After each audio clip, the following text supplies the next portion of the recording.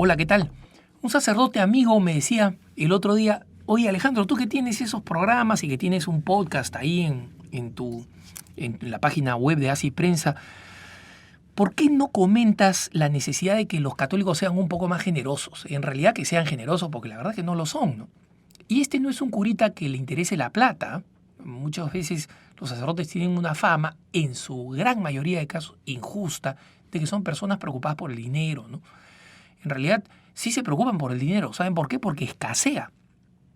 Y escasea porque los católicos nos hemos olvidado, en nuestra gran mayoría, que un precepto de la iglesia, es decir, tan precepto como es ir los domingos y fiesta de guardar a misa, un precepto de la iglesia es ayudar a su mantenimiento mediante el aporte económico directo, ¿no?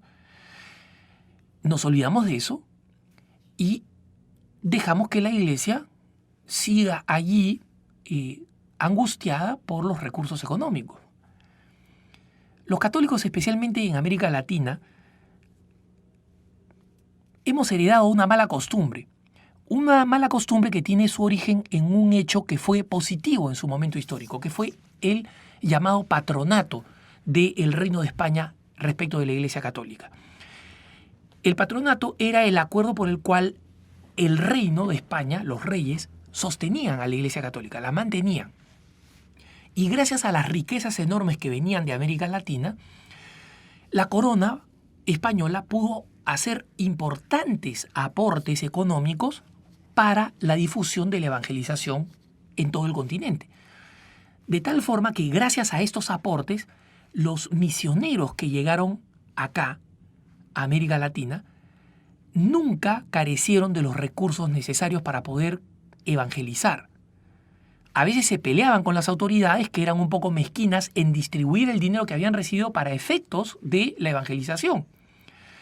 Pero las grandes obras misioneras y el hecho de que a los apenas 50 años la iglesia estuviera tan organizada, con parroquias, con diócesis, etc., se debe gracias a esos recursos económicos, ciertamente, antes que nada, a nuestros evangelizadores misioneros, a nuestros santos. Pero ciertamente ese aporte económico fue muy importante.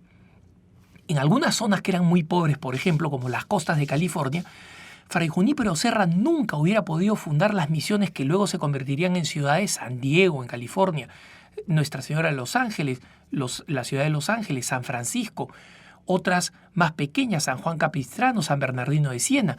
Todas estas ciudades que aún hoy existen fueron misiones, fueron territorios de misión, fundados y sostenidos por la corona, mantenidos humanamente por los franciscanos y especialmente por Fray Junípero, el gran evangelizador.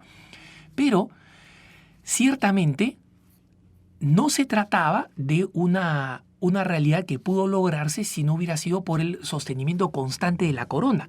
Tanto así que cuando México se independiza y estas misiones pasan a propiedad de México, México inmediatamente suspende la ayuda económica. Primero porque no tenía los recursos y segundo porque había una separación iglesia-estado y el patronato había desaparecido.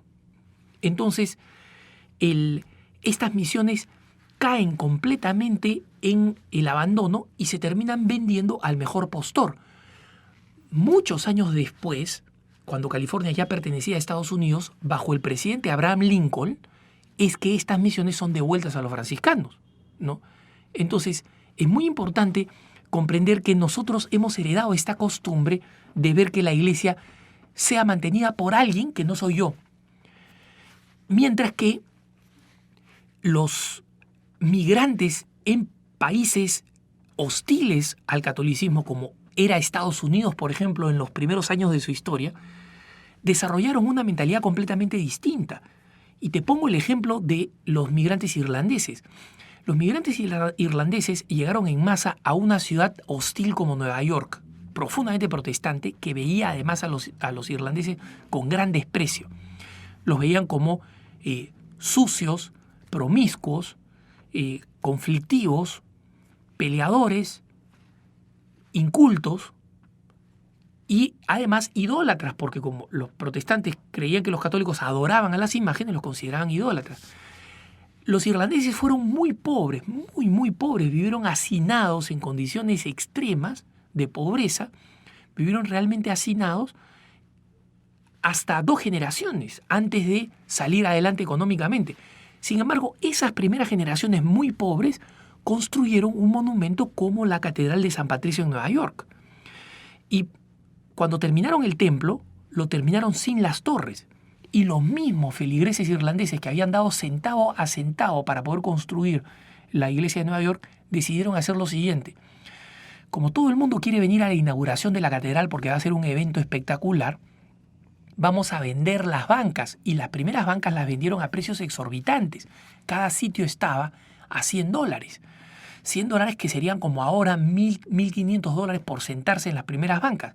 Y todas las bancas tuvieron precio. De tal manera que solo algunos irlandeses que habían logrado hacer dinero se pudieron sentar en las bancas. La gran mayoría de irlandeses que habían centavo a centavo contribuido a la construcción de la Catedral de San Patricio se quedaron afuera o en los pasillos. Y en todas las primeras bancas, las primeras 3 o 4 bancas, no había un solo católico, porque los católicos no tenían plata para pagarlas. Estaban llenas de protestantes, que estaban confundidos siguiendo la ceremonia, ¿no?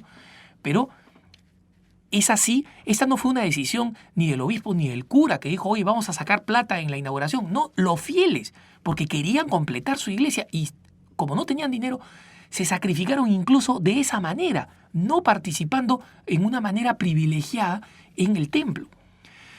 Ese es un ejemplo que además se reprodujo en cada una de las ciudades donde los irlandeses u otras comunidades migrantes como los polacos, como los italianos, llegaron y dieron. Toda comunidad migrante es una comunidad pobre. Pero nosotros los latinoamericanos, en nuestros propios países, tenemos la idea de que la iglesia se mantiene de alguna forma. Pero cualquiera que sea esa forma, no soy yo el que tiene que mantenerla. Y esa es una visión que resulta inaceptable. La iglesia tiene que mantenerse por nuestra propia generosidad. Muchas veces nos quejamos porque el templo está descuidado, el cura no se preocupa de cambiar un foco, de luz, no se preocupa de pintar. Bueno, no se preocupa, no. Es que muchas veces no tiene el recurso y tú no los das. Muchas veces nos quejamos, ¿qué hace la iglesia con la difusión del protestantismo? Te voy a decir qué cosa no hace. No puede equiparar los recursos que tienen los evangélicos, no porque los evangélicos sean mantenidos por Estados Unidos, como se dice, eso es mentira. Ciertamente sus iglesias de origen las financiaron al comienzo, pero hoy en día las comunidades protestantes se mantienen gracias al diezmo, es decir, el aporte del 10% de sus ingresos de sus feligreses. Hay diócesis en América Latina que están arrastrándose por el piso para lograr que los católicos demos el 1 o 2% de nuestro ingreso. Si no hay generosidad, si no hay un compromiso radical de generosidad, si no somos más generosos, primero Dios nos va a pedir cuenta de nuestros bienes, nos va a pedir cuenta, te va a pedir cuentas. Y en segundo lugar, no vamos a ver la nueva evangelización, porque la nueva evangelización que nos ha pedido el Papa Juan Pablo II y repetido por Benedicto XVI, ciertamente necesita evangelizadores, pero también necesita recursos. No lo olvides. Que tengas un buen día.